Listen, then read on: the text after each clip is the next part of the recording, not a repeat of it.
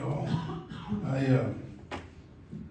Rose often invites me to these things, and it always turns out that I'm not here. And so she invited me a couple weeks ago to this, and I said, I'm looking at the schedule, I don't think I'm gonna be in town. And that changed yesterday, late yesterday, and so I called her and said, hey, I'm actually gonna be in town. Do you still want me to go? She said, yes. I said, okay. So that's why I'm here. I want to first of all thank the Industrial Foundation and South Texas College for putting this on. It's always important to have these discussions, and this is a pivotal and critical time to have this particular one, and so and I'll explain why in a little bit, but I want to thank Rose and the Industrial Foundation, South Texas College, for putting this on and having this conversation at this point. Broadband is essential for a growing economy and for schools and for healthcare, for businesses, and we saw that highlighted during COVID, of course. Just a few years ago, or a couple years ago, when we were all home, all of our students needed access to broadband. I have a very rural 11 county district, and across the district we had issues with kids being able to access what they needed to access to be educated. And so broadband has turned out to be a very, very, very important issue across the state of Texas, across the country, and certainly across rural Texas, including here in Starr County. So a few years ago, we created, or I guess it was 2019, we created a council that was charged with giving us recommendations on what to do with broadband in Texas. We then, in 2021, we then created the broadband office at the state as a result of the council's recommendations. Put some money into it, actually put about $500 million into a program for broadband infrastructure. And they have since figured out that there's a little over an estimated 1 million unserved or underserved entities, mostly homes, some businesses in the state of Texas, across the state of Texas, particularly in rural areas. And so that includes here in Starr County. We've got a number here in Starr County, and so that's why it's important to have this conversation.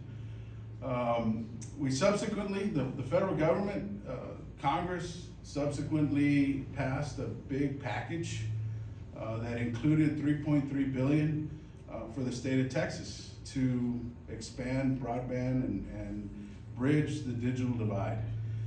That $3.3 billion has strings attached, one of which is that there's a 25% match.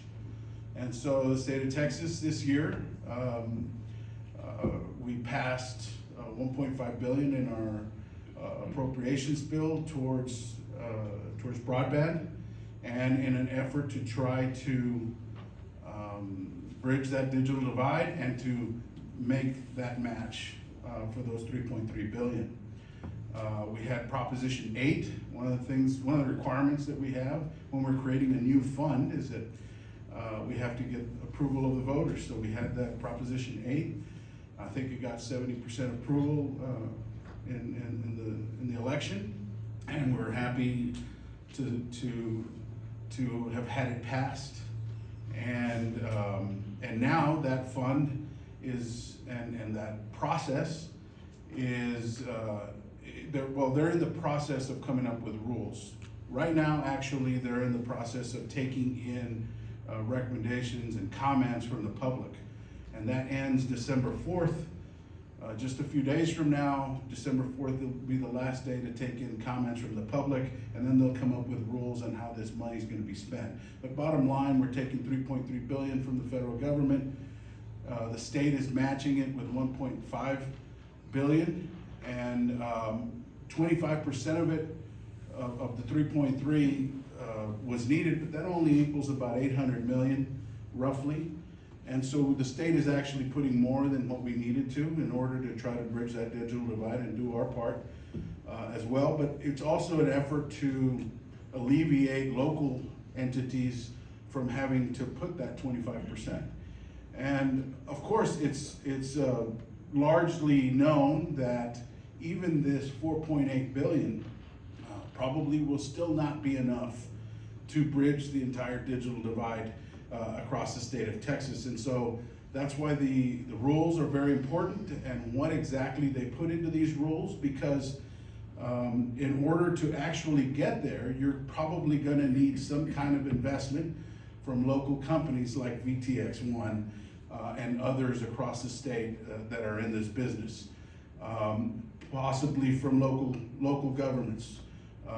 And so this is an opportunity right now where we've got the opportunity, one, to give public comment, and I think it's important for rural communities to point out that how strapped rural communities are at this point, to make sure that the rules model model the problems and the concerns that we've got in our communities. I think it's also important that we maximize every dollar. And to the extent that private industry wants to come in and have public-private partnerships and bridge that digital divide and help bridge that digital divide like VTX1 has for many, many years, we look forward to those opportunities. And so it's important that we have this conversation now, so that as soon as, because it's coming fast, as soon as we're able to apply, VTX1 might be able to apply depending on the rules, or perhaps it's some of the local government entities. But we want to be competitive, and we want to make sure that we get our fair share, and want to make sure that we maximize these opportunities at this time, because this opportunity probably won't come back for a long, long time. And so, again, I commend the Industrial Foundation, South Texas College, all of the local players, and VTX1 for coming into our community, for investing in our community, for being proactive and working to make sure that that we do everything necessary to connect everyone in our community to the internet, to broadband, to make sure that our education and our economy are strong in each one of our communities here in Starr County.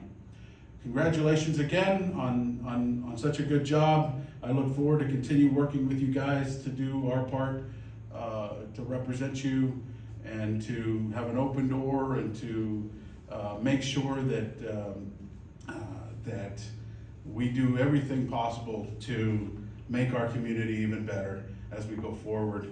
Thank you all again.